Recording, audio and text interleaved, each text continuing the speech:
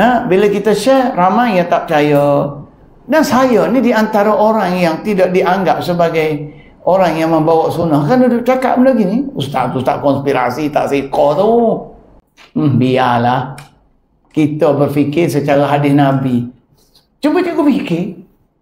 Kalau api tu sejuk, api yang dibawa oleh Dajjal, sungai api yang dibawa oleh Dajjal cikgu, kalau dia tidak bersifat api biasa, mesti orang tak percaya kepada Dajjal. Tetapi waktu Dajjal mari, dia mari dengan api dan air. Maka ramai hok pergi kepada air. Masuk dalam air sebenarnya api. Jadi yang membunuh manusia nanti air, bukan api. Yang akan bunuh manusia nanti. Jadi Nabi kata, kalau kamu nampak api, kamu pergilah depan api, pejam mata, kamu selam kepala kamu dalam api itu, kerana itu adalah air. Bermaksud kenapa pejam mata kalau api itu sejuk? Tak payah pejam mata. Air ni bukan, ni pelik, ni api ni sejuk, tak payah pejam-pejam. Tak juga itu tak apa. Bermaksud gitu. Dia kena mikirlah baca hadis. Ni baca hadis, baca semata-mata. Tu dalil ambo. Ambo yakin. Seteruk haba istilah tipu. Kalau kita ngaji hadis-hadis Nabi, kita akan jumpa jawapan.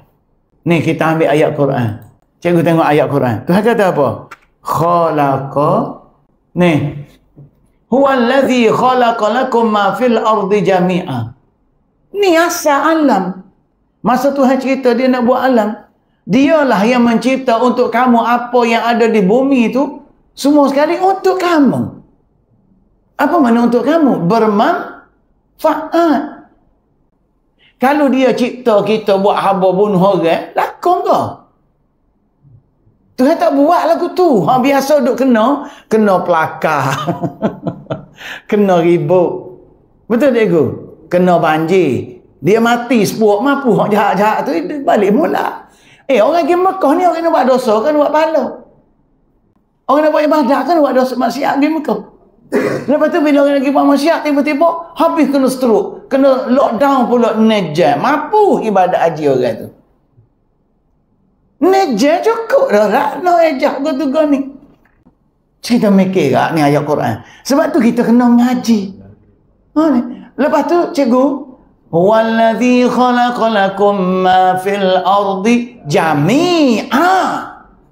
Semua mak nikah kalau terjemah Kelantan. Jami'a ni semua mak nikah, semua benda tu untuk kita. So hak duk mati apa semua tu tipu. Kerja yang jahat manusia nak punah ibadat haji. Ejah suhu, cocok orang. Wajib pula ambil vaksin ke tu. Dia tahu dah bila orang ambil vaksin tu belakang, you boleh hejah lah dia nak buat gelombang ke mana. Kita kena tipu susu. Dalam ibadat pun kena tipu. Pitih kena tipu, suhu kena tipu, hotel kena tipu, makanan kena tipu. Semua perkara kena tipu. Tak payah pergi lah Mekah. Tak payah pergi. Berhenti dulu. Sampai tipu ni lah ni.